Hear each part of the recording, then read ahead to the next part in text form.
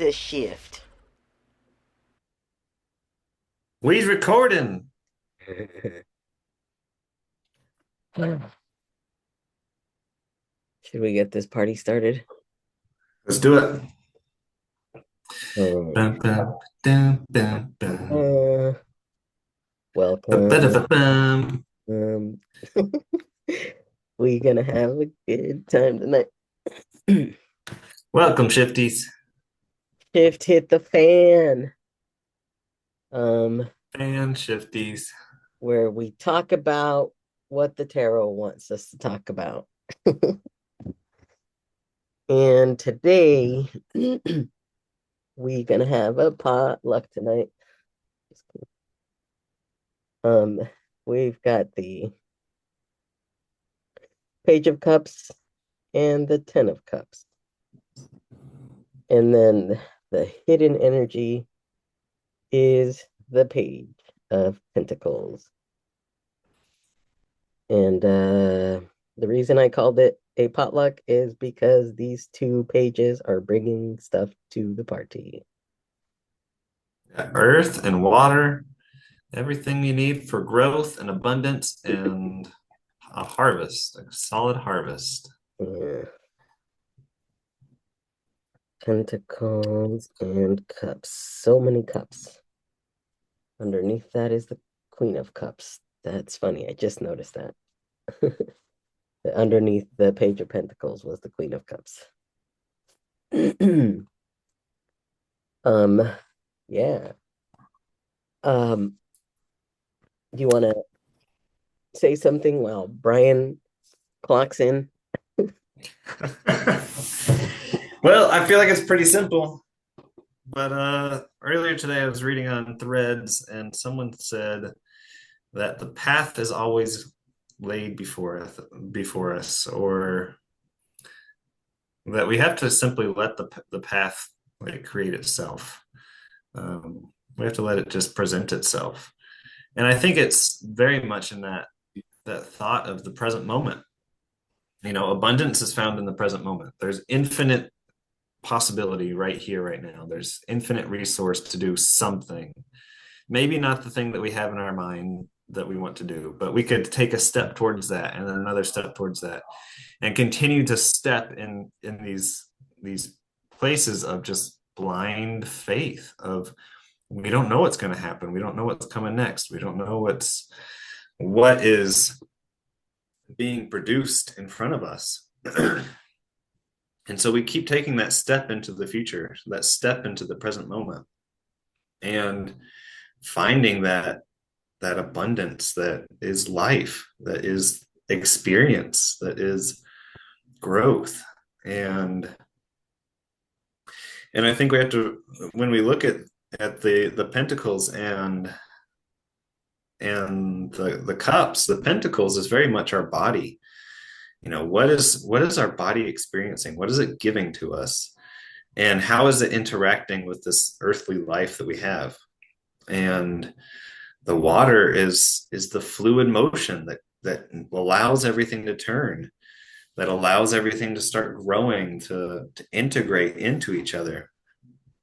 And then we get that 10 of cups, and we get to just harvest this moment. We get to rejoice in this moment and see how much we have and how much this experience is giving us. And that's not to like downplay anything, any suffering that's happening in our life or in anybody else's life.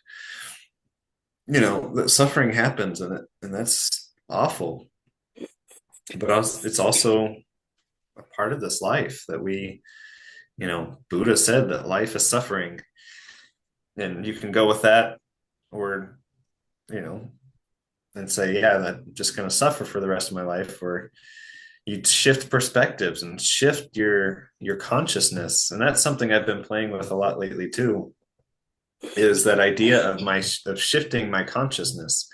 I have this beautiful gift where if I am like how deep I can put myself into something, how deep my consciousness can dive into a concept or an image or whatever.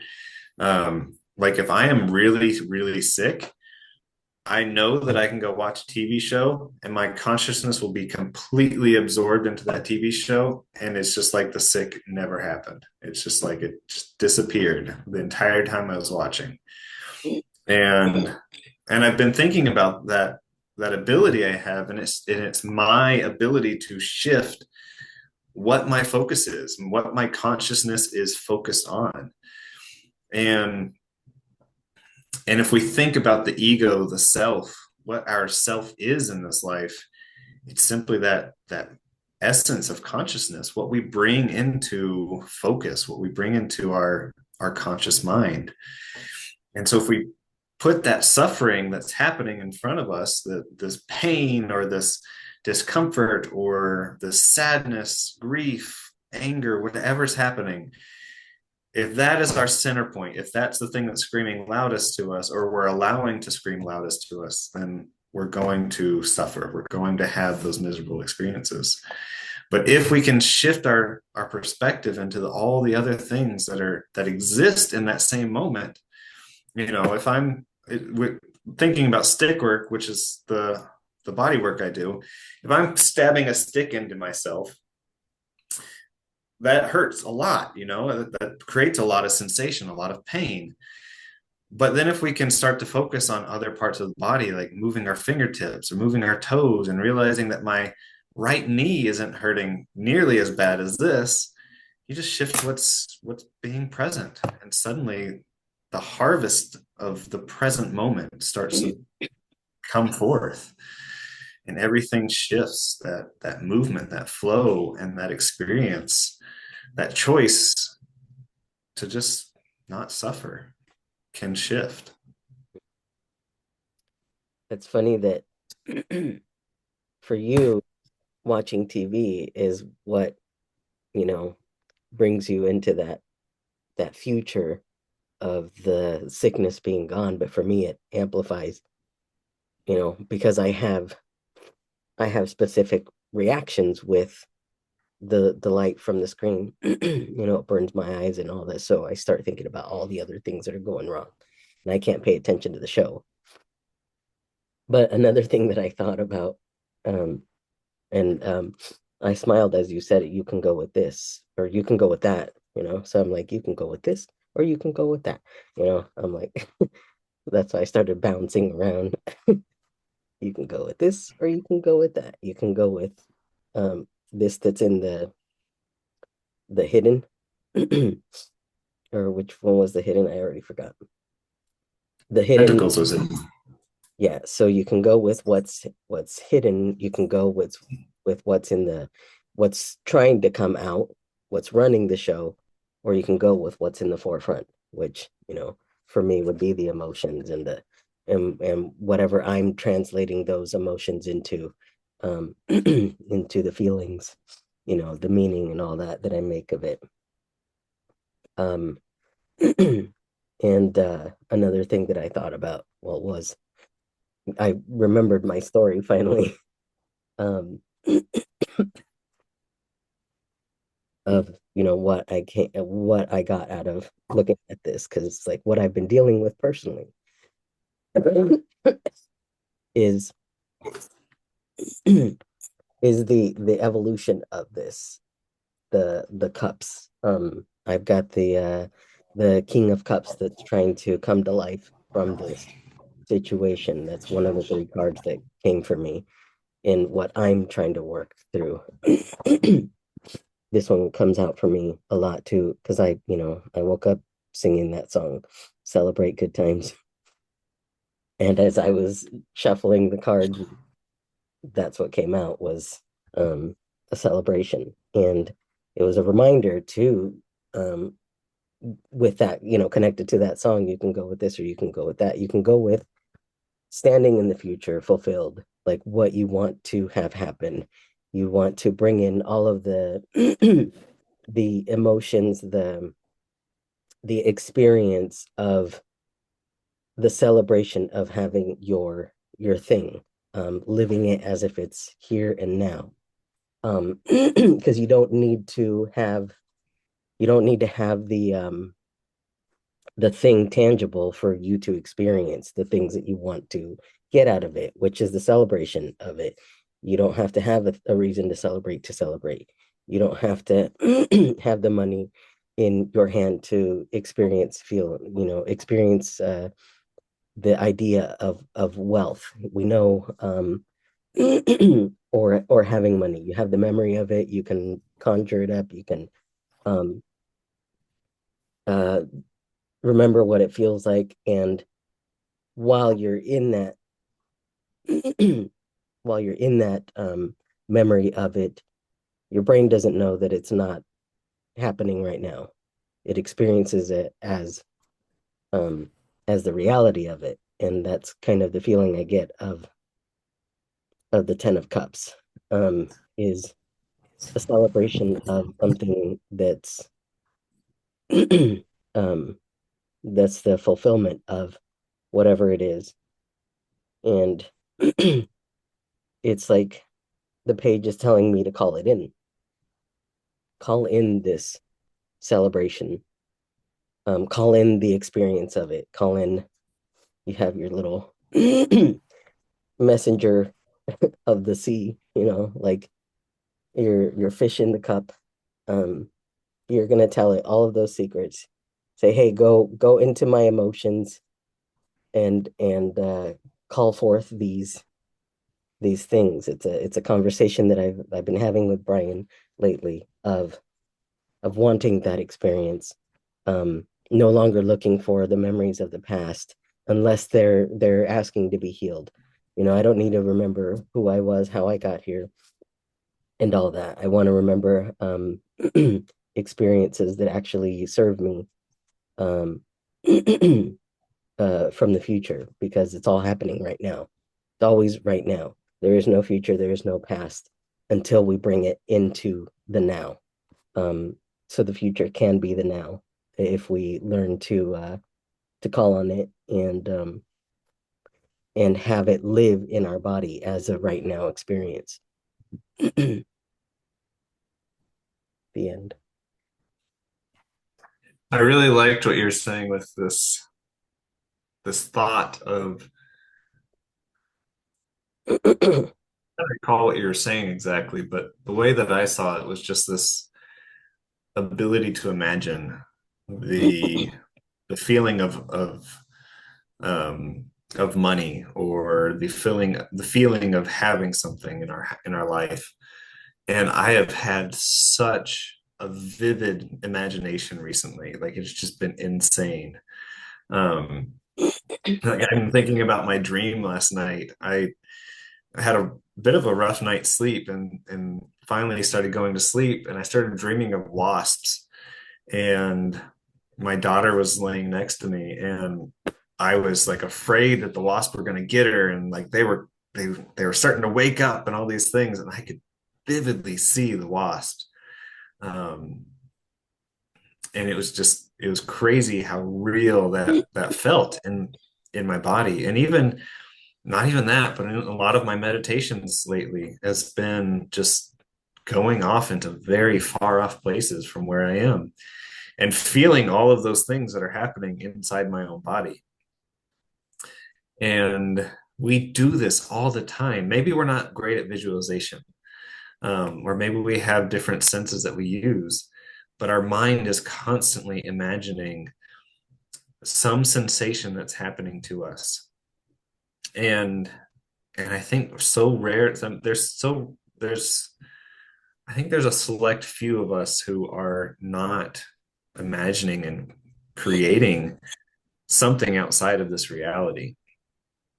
And I think that's kind of something to remember, is to just question our reality. Are we suffering? And if we're suffering, then question the narrative, question the thing that we have created inside our mind, and see if we can shift that sensation. See if we can bring to mind a different image or a different sensation.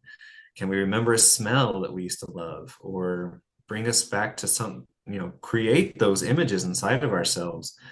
And as my trainer with stickwork is always talking about is that he's always talking about reconditioning the body, reconditioning the mind and the body to be in a happy present state.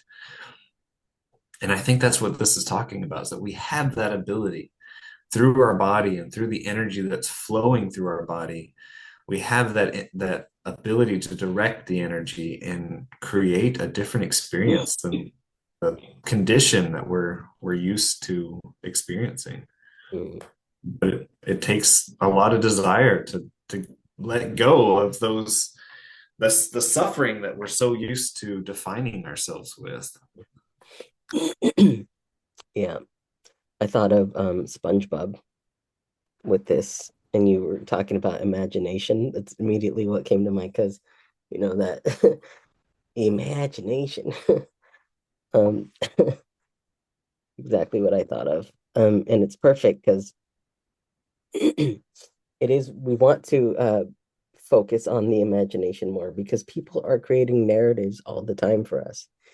And just this morning, I was in that narrative conversation with a friend of ours, and they have their narrative and what they've been hooked by. I have my narrative of what I've been hooked by. We're both emotional, we're both sick, and we're coming at each other with this weight that we're feeling because we're so hooked by opposite sides of these narratives of this same thing that's going on in the world right now. But they're meant to do that. They're meant to distract us from because even if you're on the right side of history, even if you've gotten all of the information, you've educated yourself, you've gone through this, they still add that element of fear so that you feel the urgency to act on their behalf and forget that that person that you're talking to is your friend, is your is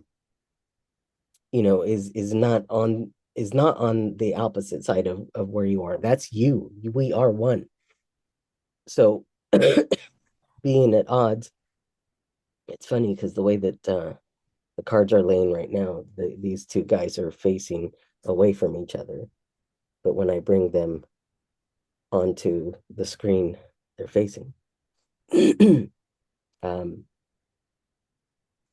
which is another perfect like image of what I'm trying to say is like what's reflected, what I'm putting out there is that they're unified. But when I set it aside, it's got a whole other narrative and a whole other story to it. We are creators. We can't forget that. Um, and and it's really easy to get hooked into other people's narratives, whether it's something that you've experienced personally or that you've just been hooked into for whatever reason. We can still create something outside of that narrative by using that imagination. SpongeBob, which is another Yeah. reminder. Uh, like what I was saying is these there's a lot of youth in these images. The pages are young. There are two kids there in the party. It's a potluck. Everybody's bringing something, but they're all getting along, and the parents even look young, right? Um, because of the image that they're looking at. That's whatever it is that you're looking at is going to give you how youthful you look too. um, Yeah. because it gives you life. Or you Yeah, gonna say, the alchemical fountain of youth is inside of you. yeah, You know, it's not out there. And if you read the book The Alchemist, um, such a beautiful book, but he goes on this this quest to find his personal treasure, his personal legend. And he goes out, and his personal legend being like him being creating the legend inside of himself. And he's going out to discover this treasure that's out there for him. And this journey leads him all the way out, just huge distance away in Egypt from Spain, where he started in. And he gets to the pyramids only to find out that his treasure was right where he began, right where he was already, um, right where he already started, right where he was shepherding in the middle of Spain, and he knew that place well. And and that's the same with us. That fountain of youth is inside of us. And can we alchemize our inside, our imagination, what we're looking at? Because all of the things that, you're talking about, people, what people feed us, all of those things that people are feeding us, we have to create inside of our mind. We might try to see eye to eye to somebody, but we're still going to see very differently than they are. We might just be using similar language to be able to communicate similarly. But what's inside of our mind and our own experience is so unique compared to everyone else. And so we try to, people try to get our attention. They try to get us on their side, but really they're just trying to project themselves onto the world. And we're trying to suck all that in so often, or we're trying to project ourselves out there as well. And we forget that that is our own unique experience. And if we love that experience, then we get to cherish that. And if we don't love that, and if we're suffering from it, then create something different. My own policy with politics is like, I don't really care to create that strife inside of me. And so I just don't. It's just not something that I care to have as a part of my world. And so I like, that's my own inner creation of what brings me joy. What do I want to create inside of myself to bring myself joy, to bring myself into that harvest. And it's a constant battle because we get so used to having that condition of some sort of suffering, grief, sadness, anger, whatever that is, like that's what's fed us for such a long time, from the abuse from our parents or from whatever this is, that has fueled us, pushed us forward. And simply because we haven't had any other way of knowing, we haven't created something different. No one showed us that we could do something different with ourselves. But we have that ability to just recreate the things that are inside our mind. And I love that that's what you're doing right now. You're reshaping and reconditioning your mind and your body to be something completely different than it was before. Yeah. Yeah, and I actually take a different approach, right? Because I do watch the news. I do get really interested in what people are experiencing and all this, because there's an element of me also wanting to reconnect to my roots and understand, what it is that's um, keeping me tethered to certain things. Like, why can I manifest so easily in certain areas of my life, but there's other areas that like seem impossible to me? Well, that's, connected to the indigenous roots, right? So I want to understand what's going on in the world, because that's telling me what's happening in my body and where my own inner struggle is. So that's where my growth is coming from, is in learning and educating, and then learning what to do with it. How can I transmute this? How can I um help others heal from it as well? How can I help guide people out of the darkness that they're in, um, by learning to get myself out of that darkness. I used to have this one recurring vision a lot in a dream, where I was at the bottom of this trench, like very, very deep trench, and there's well, I wasn't at the bottom. I was in the middle, hanging onto a rope, and I could easily climb up to where, my girlfriend is, like calling me to come up. But I see all these people down on the ground. They're suffering, they're asking for help, they're like, and I can't leave them alone to suffer, right? And I feel like that's been the roots asking me to heal, because the more I do this work, I finally stopped having that vision. I got not only myself but everybody out of that trench. um and I walked around at the bottom, like finally free, like knowing that there's nothing in that trench that I can't pull out, that I can't uproot, that I'm not going to leave anything dead and suffering and all that, because I have the future in mind. I know that I can easily climb that rope and get to the top. I know now that I can pull all the people out. I'm no longer stuck in the middle. That's a years long vision that I've had.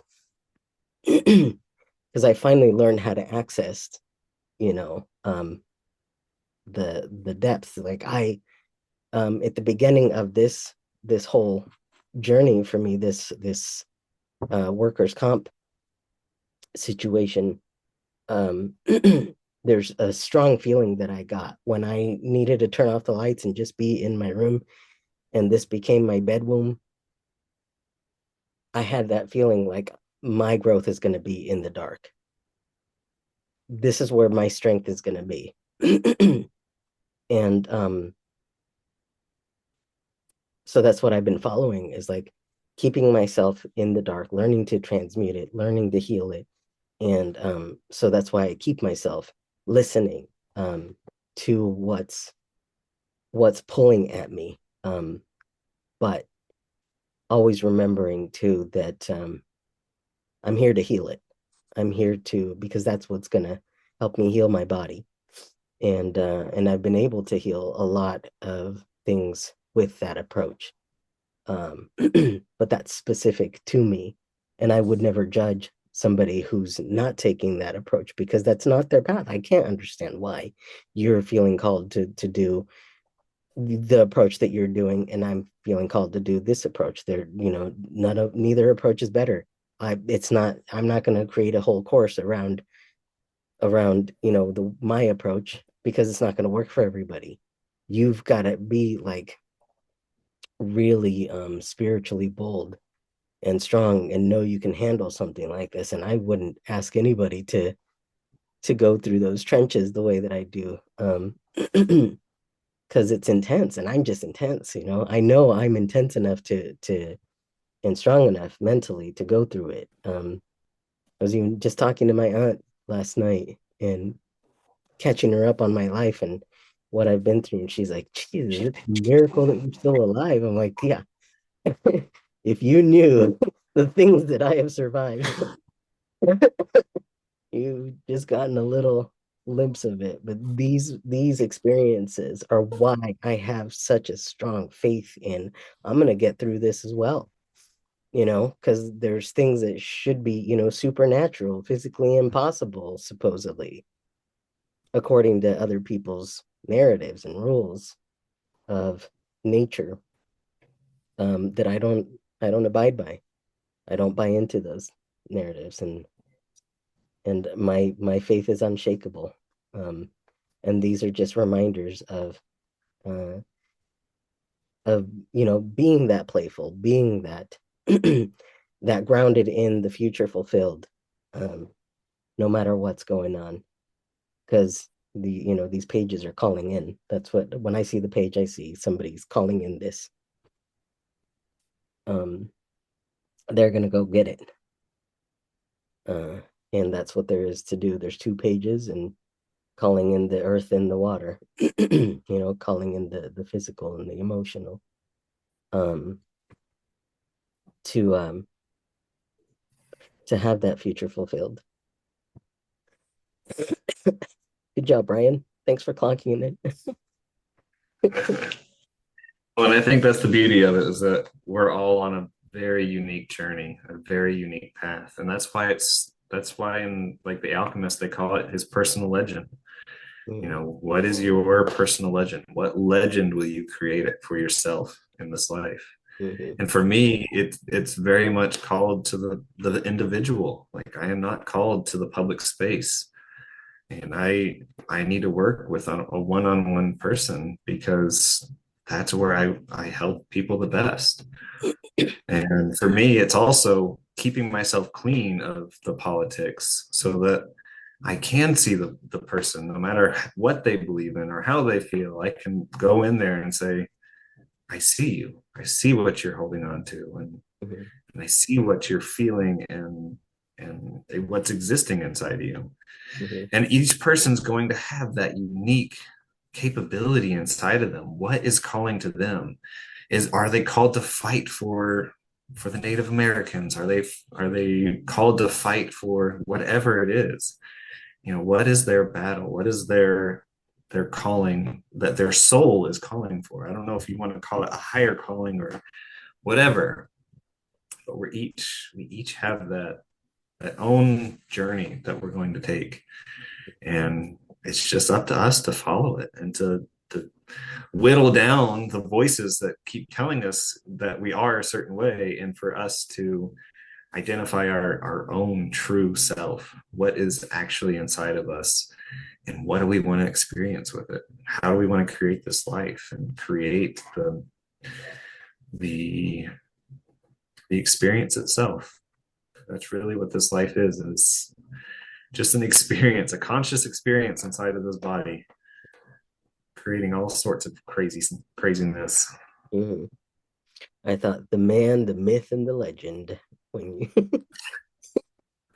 I've got a cup that says that. it's perfect. It's the man, the myth they follow, and their legend, their personal legend. Yeah. It's completely different than what it's probably trying to say. It's reframed it to fit this because it's perfect. Yeah. Yeah, Go find your legend. yeah, Go you be are. your legend. You are a legend. Yeah. Remember, we are not each other's enemies. The narrative is the enemy. Just kidding. Kind of depends on, There can be. yeah. If you allow yourself to get hooked into it, yeah, and forget that we are one. We're siblings in this, and the narratives are there to separate us and make us forget that we're one, that we have a lot more power. Yep. Don't be limited because you are a dang magical being. Yeah, Burst into sparks. better together.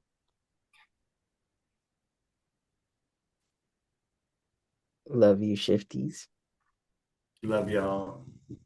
Huggins.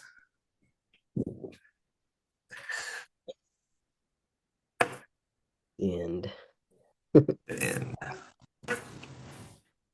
hot diggity dang. it was good. That was good. Let the shift hit the fan. Let the shift hit the fan.